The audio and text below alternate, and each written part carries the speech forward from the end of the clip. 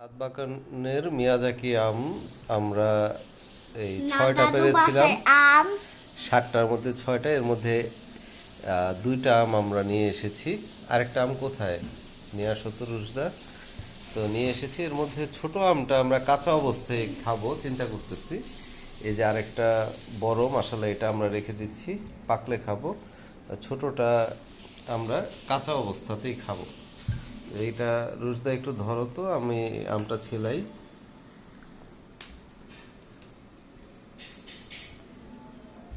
আমটা আমরা কাটতেছি এখন।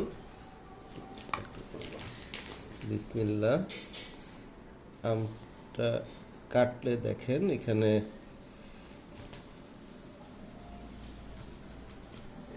আমার ধারণা পেকে গেছে। হ্যাঁ, ইয়েস, হলুদ হয়ে গেছে দেখতে পারতেছেন। তা আমরা কাঁচা অবস্থায় এটা খাবো। মিয়াজাকি আমে যেটা হয়, একটু আঁশ হয়, তো আঁশটা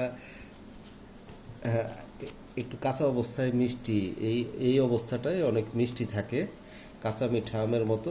তো আমরা একটা ভাবলাম যে ছোটোটা আমরা এভাবেই খাই। কাটতেছি আর কি। এখন রায়ান দেখতেছে, রায়ানও খাবে। রুশদা আমাকে ভিডিও করতে হেল্প করতেছে। স্মেলটা অনেক সুন্দর, মাশাআল্লাহ। এটা এত ফ্রেগনেন্স, এত সুন্দর, চিন্তা আর কি, অনেক ন্যাচারাল। আসলে আমাদের আমে তো কোনো ফরমালিন নাই, কোনো কিছু দেওয়া নাই, একদম ছাদের বাগানের। আমাদের চ্যানেলে ভিডিও আছে, দেখতে পারেন। আমরা কয়েকদিন আগে যখন হারভেস্ট করেছি, আমি একটু খেলাম, একদম অনেক মিষ্টি।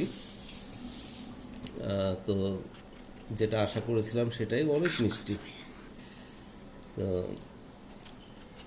হ্যাঁ, রায়ান খাওয়ার জন্য অনেক এক্সাইটেড যে সে খেতে চাচ্ছে। তো বলতেছে আর কথা বলো না, তাড়াতাড়ি খেতে চায়।